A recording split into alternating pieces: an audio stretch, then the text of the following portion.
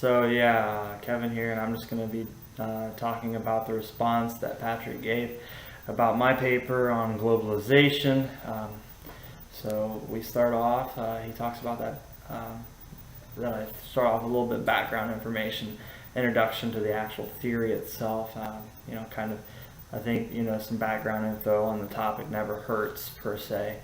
And then you said, would it possibly, I'm asking this, but would it be possibly a little too much to talk about the details of the differences and whatnot of communism and fascism? I just want to know if that's a little bit of your take, because I'm providing way too much information on that, and if I'm just overdrawing this issue or extending it too long.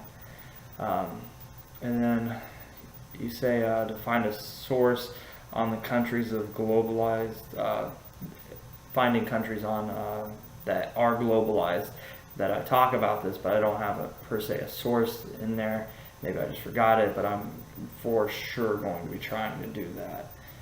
Probably wouldn't hurt, to be honest. And then you tell me a little bit, explain my quote on interdependence. I probably can't go on further about that actually. And you can see I've broken that one rule I said that I would be trying to always follow, is explaining quotes in depth and whatnot, and I kind of, didn't do that in a way. And then next, the devil's advocate that I played there on Fukuyama, I'm pretty sure is pretty nice. You can talk about that yourself. I don't think a devil's advocate ever hurts an argument or anything in a paper, because it always throws a different side into it, but the thing is just making sure you prove why that side is wrong or whatnot. And then you talk a little bit about how I talked about the effect of Islam, and that it is kind of resisting westernization and globalization and whatnot. And you say that I found really good quotes on that, and I try to find the best quotes I can on that actual about globalization. So really in-depth, thorough reading, trust me, boring. And then actually at the beginning you did talk about imperialism, whatnot, and then I related that pretty well. When I first looked up globalization when I was picking my topic, I looked it up, and then I seen something along the lines of similar to imperialism, so that's what drew me in, because I was fascinated by imperialism and whatnot. And then you tell me, having that personal opinion on the Middle East probably wasn't the best place.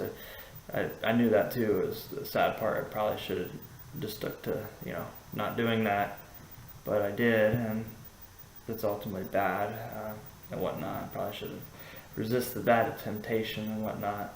And ultimately, I think when it gets to the movie section, that's probably where my paper is a little lackluster per se. I need a lot of work on that, and I'm probably going to be touching up a lot of that because I just don't feel confident in it and whatnot. Is just kind of getting ideas on the paper and whatnot. So I was trying to get it out there and whatnot. So I'll probably be doing that. And then you tell me, because I wrote in there whether or not I should put a map of Panem in there, and you say that's not a good option. I should not do that, and I kind of agree, because it's taking up a little bit of paper space, and that I could use for other reasons and whatnot. And then I also had there that there's a part of Weber's paper that I liked, or something like along those lines, a chart of some sorts that I liked and I wanted to use, and probably just I could explain the box probably instead of actually putting it on the paper itself.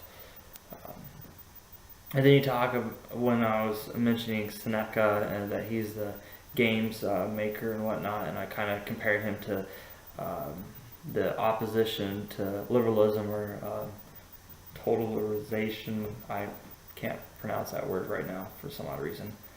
And then you said that instead I should be focusing on President Snow instead of Seneca. He kind of represents a little bit of that fascism and communism. One word I cannot pronounce for some odd reason today. And then you say I for sure need to work on my last page, page 7. It's a little bit on the struggle bus for sure. And then I get on to later talking about how the movie contradicts Fukuyama, and it's kind of as the movie's more leaning towards fascism, and you can see that the flag and how the government is and whatnot, and how they act to their people. And then you say I should also probably even go in further on Katniss representing liberalism and that hope that she represents towards the people. And you can kind of see that with Hamage. If I'm even spelling his name right in this, I'm not for sure. I'll probably look that up for sure. Your big critiques towards the end.